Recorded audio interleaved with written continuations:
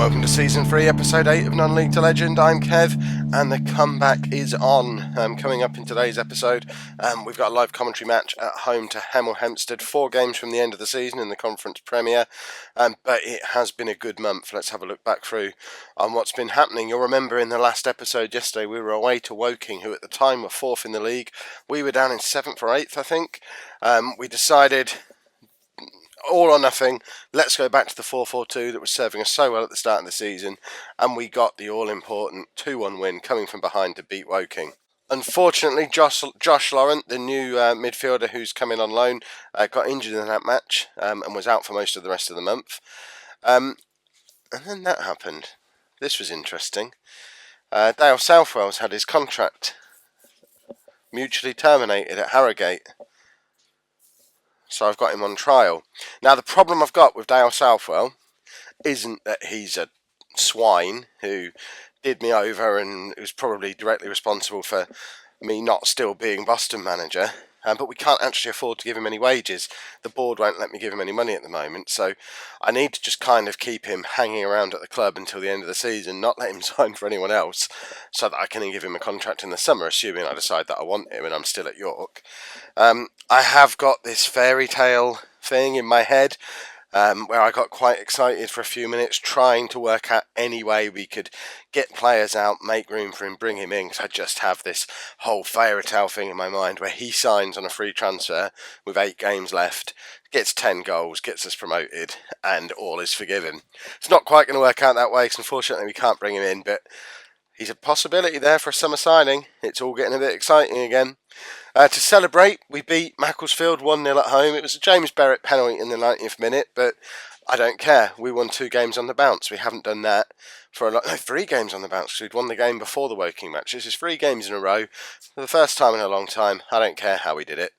The youth intake players came in. Normally I get quite excited and go through these, but the blood is pumping at this point. Dale Southwell's training with us. We've won 3 games in a row. We might not be about to get sacked after all. This guy looks quite good though. I'm certainly going to have a proper look at him in the summer. Motha, I imagine that's how we say his name. He's an attacking midfielder who can also play out on the wing or further back deeper in midfield. Looks like he could be a very skillful attacking midfield player. Can play out on the left side as well. So we'll have a proper look at him in the summer, assuming we're still hanging around at York next season. 4 wins in a row. Away to Forest Green. Forest Green, by the way, that's top of the league, Forest Green. That's Forest Green 15 points clear at the top of the Conference Premier. We've just gone and beaten them 3-1 away from home. We absolutely hammered them. 4 wins in a row. 5 wins in a row, you say? We went to Kidderminster. We beat them 2-0. Keshi Anderson's in the goals again. This is getting silly now. We're supposed to have been relegated. Well, not relegated, but we're supposed to be well out of all this by this point. What's going on? The 4-4-2's not that good, surely. Why didn't you play the 4-4-2 all season? Who knows? What was I thinking? Jordan Slew got injured, which is a bit of a problem, because it reminded me why I didn't play the 4-4-2 all season, because we've now only got 2 fit strikers at the club. We sent Emil Rees back to Derby January, around the time we signed Tom Youngs, just because we didn't need 5 strikers at the club. We've still got Sean Robertson, the young 16-year-old. Unfortunately, he's injured as well. So that means at the moment we only have 2 fit strikers, Keshi Anderson and Tom Youngs. Now, if one of them gets injured, we have to go back to that 4-3-3 again. It's what left us in this situation in the first place. Being forced into having to play that by not having any strikers. It's happening again. We only drew 1-1 at home to Lincoln as well. Lincoln are 23rd in the league. Why do we never do well against Lincoln? I understood it a little bit when they were big games when I was Boston manager, but we had a 0-0 and a 1-1 with them this season now. They're rubbish. Why can't we beat them? I hope it's not all starting to go a bit wrong.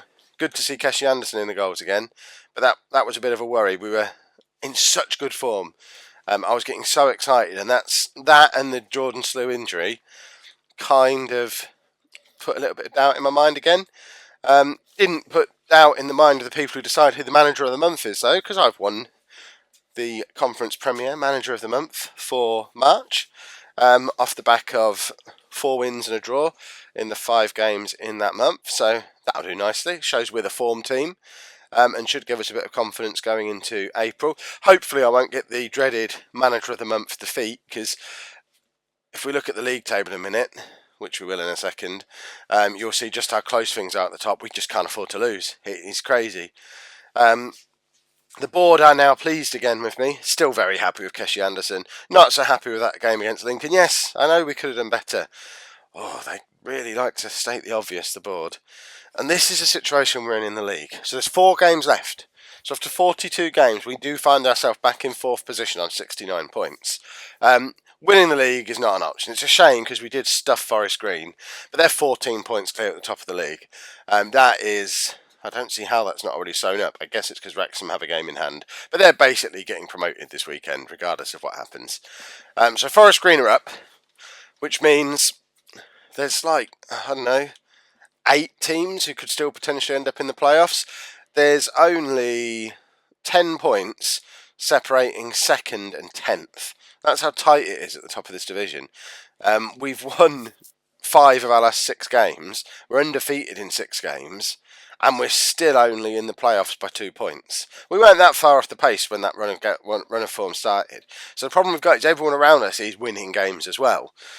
So we've just got to keep going. We're playing Hemel Hempstead today, who are 22nd, 23rd in the league. So we've got a good chance, but we just can't afford, A, to pick up an injury to either of the strikers, or B, have the Manager of the Month curse strike. So, this is the team that we're going to be playing.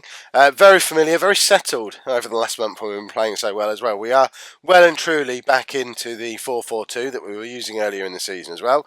So we've got Elliot Parish in goal. Very, very settled back 4 at this point of Eddie Nolan, Keith Lowe, Harry Brockbank and Alex Smith. And we are going to miss Harry Brockbank next season if he goes back to Bolton and we can't secure him for another season-long loan. He has been a good player for us. In midfield, our wide men, when we play well, these two play well. We've got Ryan Lloyd as the wide midfielder on the left. He still tucks inside a little bit to let Alex Smith push past him. And then we've got Matt Breeze as an attacking winger on the right-hand side, who he's just an assist machine, setting up Keshi Anderson all day long. Then we have Tom Youngs hovering around sort of between Anderson and Breeze, causing trouble. Josh Laurent, the new boy, is playing as a central midfielder on defence. James Berrett has been playing there for a lot of the run, but I just like Laurent in that position. He played really well in the last Livecom game. So it's a bit of a coin toss between him and Berrett, but I'm going for younger, more energetic in Laurent. Plus, we weren't world beaters in the last game, so it's an opportunity. That's a position where we can freshen things up, and we do have quite a lot of strength in depth now.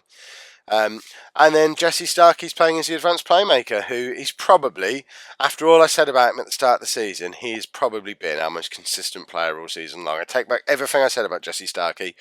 I'm going to throw this out there now. He's probably going to be our player of the season. So I guess we were right to sign him and not Kyle Dixon. On the bench, it's just a bench full of midfield players, really. We've got Ainsley Pears, the loanee from Middlesbrough. Then we've got Godfroy. I have changed his name to Godfroy because I can't stop calling him it, so he is just Godfroy now. He can play in defence or midfield. James Berrett and Cian Flanagan, both midfielders. And then Dion Conroy is a centre-back. So we don't have any attacking options at all.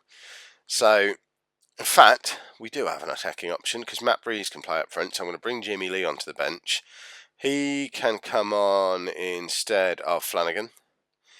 So if we do lose a striker, we can always put Matt Breeze up front and bring Jimmy Lee onto the right wing. So we'll do that.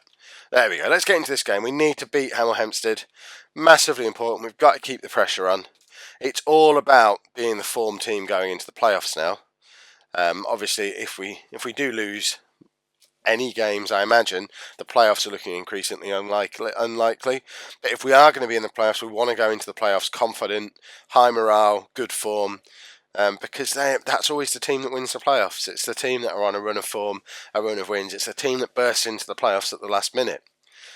We are the form team at the moment. We just got to keep that going for 4 more games, and then I'm really confident we can win the playoffs. If we start to sputter a little bit now, even if we scrape our way into the playoffs, I would expect someone else to be in better form and charge past us. So it's so important that we keep this run going. And we did have that disappointing game against Lincoln last time out, and Hemel are down there with Lincoln in the relegation zones. So fighting for their lives in the same way Lincoln were. But Starkey's in a good crossing position there, finds Anderson, Laurent to Lloyd, who loses the ball, but we've got a corner. We need to be scoring now. Now is a good time to score. Starkey with the corner. It comes out to Anderson. Lloyd hits it from deep. I'm not quite sure why Anderson's hovering on the edge of the box for corners. I guess that's something I've done with my corner instructions at some point. I'm still not really sure how to make corners effective. Something I've never really mastered in Football Manager. I know there's always exploits each year, and that kind of wrecks me a little bit because I can't get them working. Then I find out they exist, and then I try and do anything but the exploit. And then I probably end up doing the exploit, and then I try and undo it again, and it just all goes a bit wrong. So at the moment, I'm still in that stage of I haven't heard what the exploit is. I don't know if there is one this year. So as it is at the moment, we just don't score from corners. It's all very quiet in this game. We've had 55% possession. We seem to be doing okay, but we could really use a goal. Hemel Hempstead are not a good side. We can't afford a second draw in a row. That's not playoff winning form.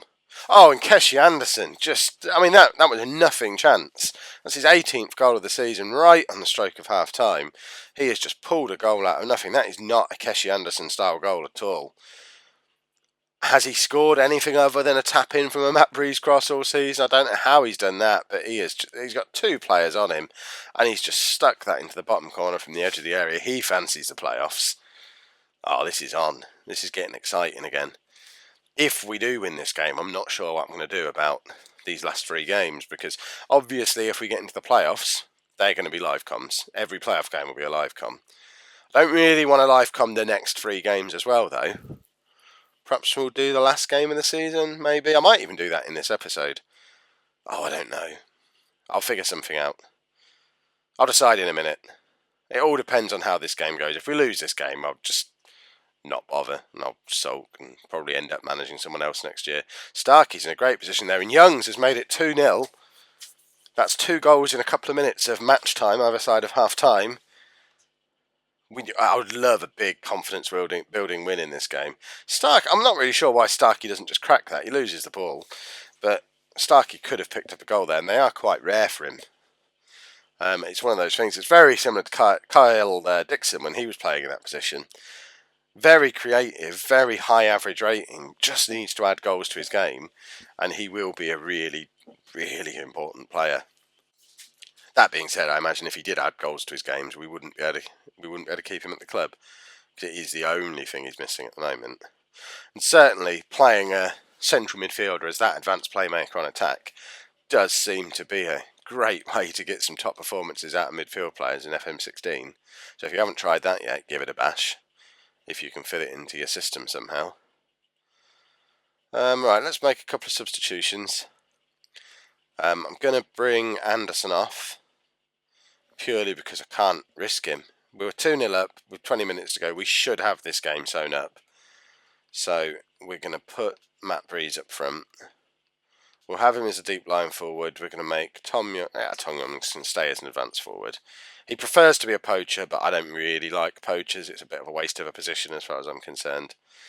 So I also want to take off Ryan Lloyd. I'm going to bring Godfrey on for him, and then stick Jesse Starkey out wide on that side.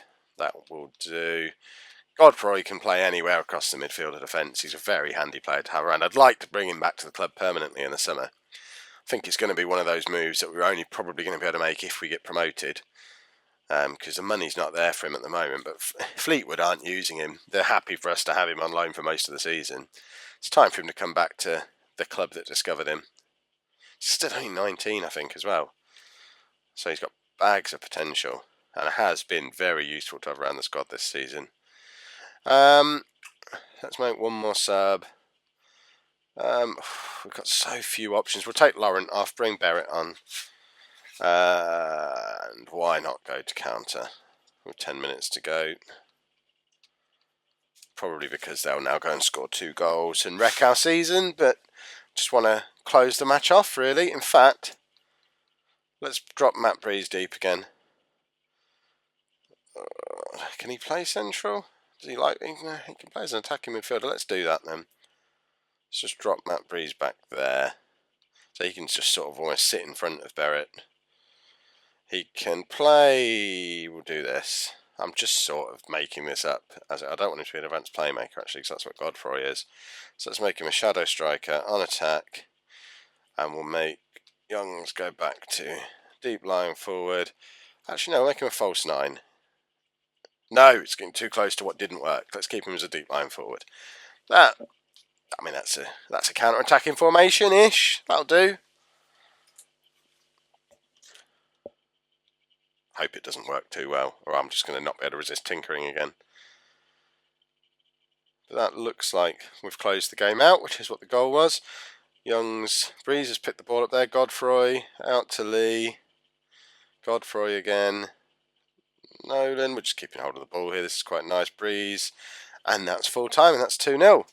That will do very nicely. Right, I think what I'm going to do now is fast forward into the next. We'll fast forward to the next interesting game. It's probably going to be the last game of the season, unless we lose the next game. If we lose the next game, I'll probably come back and tell you we've lost, and then do the next episode as the last 2 games of the season. So it's all a bit up in the air from here. Yeah, we weren't supposed to lose that game. Away to Halifax, 2-1. We only got back into it through an Eddie Nolan penalty. We were already 2-0 down. We never really got back into the game. It does this to the league table. So now with 2 games to go. We're on 72 points. 6th place Torquay, who are not in the playoffs, are on 71 points. So Wrexham have pretty much secured their playoff spot. And yeah, there's still everyone from Accrington down to Grimsby, really, are still in with it. Well, we're playing Grimsby in the next match, so hopefully we'll stuff them. Yeah. So we lost 3-0 away to Grimsby. We got absolutely hammered. And now the league table looks like this. 1 game to go. And we're not in the playoffs anymore. Wrexham, as we said before, are pretty much sorted. Boreham Wood also pretty much there. We do have a better goal difference than them, so I suppose if we win and they lose, we could in theory leapfrog them. So we could even still finish as high as 3rd, which is ridiculous. But we've got Grimsby, who, they're probably not any good, and Torquay could both leapfrog us. It is crazy that we're going into the last game of the season and we could finish anywhere from 3rd to 8th. Now I'm starting to understand how last season went for York and how they managed to finish, I think it was 12th, but only like 5 points behind 2nd place or something ridiculous. I talked about it in episode 1 of season 3, so if you really want to know, go back and check. But yeah, this is now suddenly become a really, really, really big game.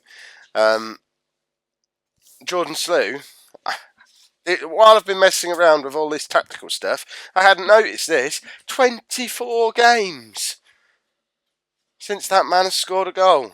24 games! This is going to be his last ever game. I'm sacking him after this. We need him in the squad because it's the only way we can play the 4-4-2. I'm sacking him because that's rubbish. He needs to score a hat-trick today.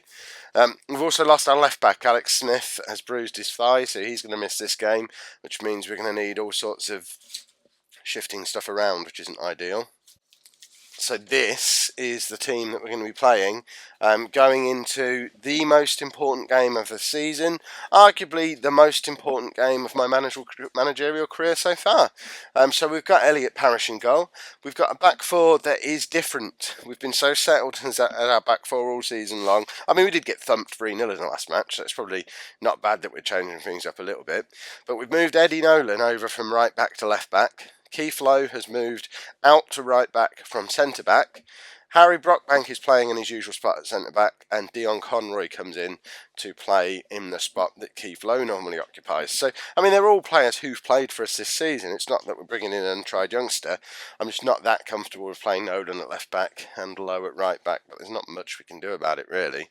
The midfield is pretty settled now. Matt Breeze on the right wing, Ryan Lloyd on the left wing, Barrett as the holding player, and Jesse Starkey as the advanced playmaker. And up front, the only choices we could go for: Tom Youngs as the deep lying forward, Keshi Anderson as the advanced forward. Don't worry, if they're struggling, we've got Jordan Gordon Slew on the bench, and he scored a goal 25 games ago, so he's the man we need in a must-win game like this. Other than that, on the bench we've got Josh Laurent, Jimmy Lee, Godfrey, and Ainsley Pears. Why am I calling him Pears again? The pressure's on. Where's my heart rate monitor? What am I doing? 87 beats a minute, and we've not even kicked off yet. If this episode never makes it to the internet, it's because I had a heart attack. Right, let's submit our team. What's going on? What's the hold-up? I feel like I've pressed that button 4 or 5 times. The whole world is taunting me. Right, we are the favourites for this match. If we win, we just need to hope that one of Boreham Wood, Accrington or Woking lose. Because if we win and any of them lose, we're in the playoffs. If we win and anyone either at Accrington or Woking don't win, so even a draw for either of them, we've got a better goal difference than all of these teams. Although we're not in that playoff spot at the moment, we just need one of the teams above us to not win, and then as long as we win, we're in the playoffs. Yes, we're going to play attacking. Yeah, whatever, we'll do all this. Yes, let's go and win a football match. I just need to put... I'm not going to put all the individual games on. Why have I pressed that? What I am going to do, let's get this out of the way, is put the league table on, because that's going to give us all the updates that we need. So if we have the league table, we're going to stick that down there out of the way. Yeah, we only need the top 6. If we're not on that page, it's irrelevant to us anyway. So what we're hoping for is sooner rather than later we appear in the top 5 of that league table, and we've fallen off the bottom of the page. Torquay have taken the lead. They've moved above Woking. We've dropped down to 7th or 8th or whatever that might be. I realised as well when I was recapping all this that we've not won a game since I was made manager of the month. The manager of the month committee have ruined my season, ruined my managerial career. We need a goal, really. Urgently need a goal. Right, Nolan to Lloyd, who finds Anderson. Anderson's got a bit of space there. Finds Matt Breeze. We're 1-0 up. That should put us into the playoff spots. Does that put us into... Yes, we're into 5th place. Right, we just need to stay there. This is good. This is what we wanted. I'm a little bit worried I haven't pressed record on my video, so I should probably check that after this highlight. Don't worry, I am recording. You probably already knew that. I didn't. So what are we doing now? We're down to 78 beats per minute. That goal set me down a little bit. Oh, but Woking have scored. We're back down to 6th. And every one of the teams above us is winning. We said we needed one of them to slip up. We're all winning. That is no use to us at all. We're going to... Oh, Boreham Wood are winning 4-1. Right, they're out of the equation. How's everyone else? Right, we need to look at some half-time scores, really. Oh, not like this. This whole save is being so cruel to me. I had such a nice run of luck in my last FM16 save with Peterborough, which you can find on this channel. I just used up all my run good. And this is just horrible disaster after horrible disaster. Oh, Anderson's through there, but what's he doing? He's found... I mean, that's a wonderful goal. Lovely finish, but I don't care. It doesn't matter what goes on here now. We'll probably win this game comfortably, but we need one of the teams above us to slip up. And it's just not happening. Oh, there you go. Oh, they've missed. Accrington have now moved above Boreham Wood. That must mean they're winning just as significantly as Boreham Wood are. Dion Conroy's injured now. We're losing all our defenders. We'll have to bring Godfrey on. I'm now realising Conroy might be the reason I'm calling Godfrey, because they sound a bit similar. There you go, Godfrey can come on. If we don't get promoted, that's his last game for the club, I imagine. So he can say goodbye to the club that developed him. In a second, I'm going to pause and get rid of this, because I don't care. And we need to get the scores on. I need to know if it's realistic, or if there's no hope. Where's latest scores? I can hear my own voice getting sad. Oh, look at what's going on in the Boreham Wood match. That is ridiculous. Right, Boreham Wood. It is 4-4 in the Boreham Wood FC United game. Oh, that would be sweet. If they were 4-1 up at half time, if they somehow throw that away and we get into the playoffs through that, that would be absolutely amazing. Accrington are only winning 1-0, so that one, that's possible. Boreham Wood are there. Where are Woking? What are Woking up to? Where are they? Why can't I see Woking? Woking are only 1-0 up as well. Right. We're the most comfortable, actual current game-wise, of any of the four teams in with a shout here. We just need one of them has got 20 minutes to slip up. A goal against any of those teams in any of those games, and we're in the playoffs. That's all we need. Any one of them. 15 minutes now. Still hasn't happened yet. Why did we have to get thumped by Grimsby? What even happened there? I don't understand why that happened.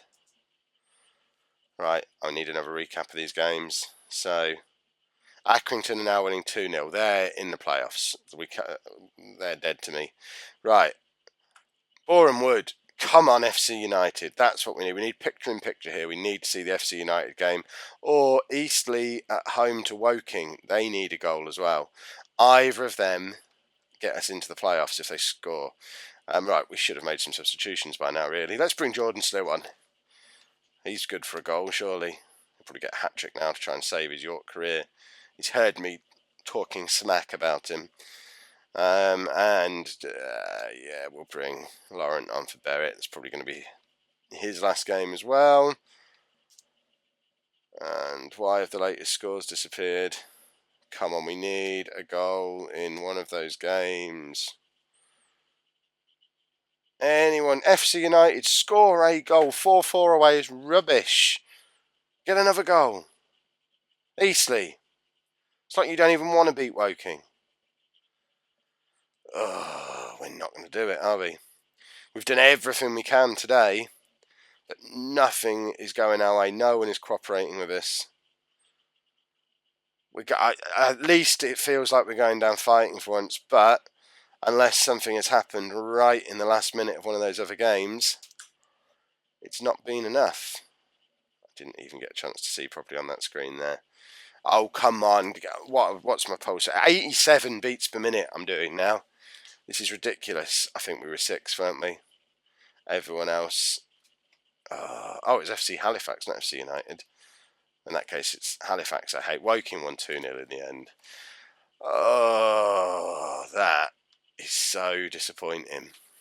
We have missed out on the playoffs by 1 point. 1 measly point. Right, I may as well do my season recap now then. I know this is already a long episode, but I'm just going to cry. I assume I've not been sacked. Am I still York manager? Right, they've not sacked me yet. That's good. Hopefully we're good for another season. That being said, if we look at the finances, we're £700,000 overdrawn, so we're probably going to go into administration. So I'm thinking it might be a good idea for me to look for jobs at other clubs. So let's, before we get into anything else, the mercenary that I am, what's available? Right, Exeter is available. Where did Exeter finish in the league? 18th. Right, we'll apply for that. That would do nicely. So, view job advert. Apply for job. So we've applied for Exeter. And that's everything. What else? Who else have we got who's about to get sacked? Not me, apparently. I'm not on the insecure list. That's good. Port Vale potentially is going to become available. We can't go as high as League One yet. There's quite a few who are insecure. Where am I? Despite failing to meet my pre-season target, I can't see my name anywhere on here. Surely I'm not secure. No, I'm just looking for any sign of me. Have I gone past? Am I right at the top? Have I already been fired? Right, I know I'm not very secure. I've just missed myself going through, haven't I? I must be near. I should be near the top. I didn't do what I was being paid to do. Let's take this down to just England. Right, I'm not on the first page, but I must be coming up in a second. Right, I don't seem to exist anymore. Perhaps I don't show up on this screen. Is that how it works these days? Who knows? I've applied for some jobs anyway. Let's have a quick look at my squad. See how we got on with average ratings and whatnot. So, as I said earlier in the episode, Jesse Starkey, comfortably our best player of the season, 7.31 average rating. He has been a really good signing. He came in on a free transfer from Brighton. I think there's still clubs interested in him as well. Where do we look for that? It's on this screen, isn't it? No, it's not. Transfer. Stevenage are after him. They're going to have to pay big money. Not interested in selling him. Corey Francis has been a victim of the fact that he plays in the same position as Jesse Starkey, and it shows how high your average rate you can get playing in that advanced playmaker role. They're the two players who've played in that position, and they are well ahead of everyone else. So that's just clearly a position, and that was the same position Carl Dixon was playing in for 2 years for Boston as well. So it's clearly a position you can stick anyone in, and they're going to get a good average rating. Ryan Lloyd, despite me trying to get rid of him all season, is third on the list. Matt Breeze, showing how strong we are out wide, has also done really well. Eddie Nolan, and quite surprisingly, really, all of the strikers are fairly low down. Tom Youngs, Keshi Anderson. Jordan Slew, I guess, he's actually finished with a higher average rating than the players who outscored him. If we look at the goals, Keshi Anderson on 18, Jordan Slew on 11, and then Ryan Lloyd 9, Breeze and Youngs with 8. That's kind of been our problem. We just went through too long of the season without having a consistent goal scorer. Anderson was so good early on and so good late on. But we had that whole spell when we were messing around with that stupid 4-3-3 from sort of mid-December time up until the end of February. I don't know why I persisted with it so long, but we just weren't scoring goals for that time, and I just wrecked the season by tinkering, and can't really get my head around why I did that. I'm sure there was a good reason. I need to watch back the videos and try and work out how I justified it to myself at the time. But that's your lot. I'm not going to waffle on too much about this. Tomorrow's episode could be one of two things. It will either be me talking you through my plans for next season with York, because miraculously I'm still at the club. Realistically, we need to sell a player for £1 million and sort out the transfer money for me to want to stick around at this club, because there's going to be even less money next season. I don't like having my hands tied. So it's probably going to be another one of those transition episodes where I'm hopefully going to be finding myself nicely settled into a new job, maybe even in the Football League. That would be nice. If you've enjoyed today's episode, make sure you pop a like on there for me. Let me know what you thought of the format as well. Tried something a little bit different again for an end of season episode. And if you do want to make sure that you don't miss out on tomorrow's episode, subscribe to the channel. Thanks very much for watching.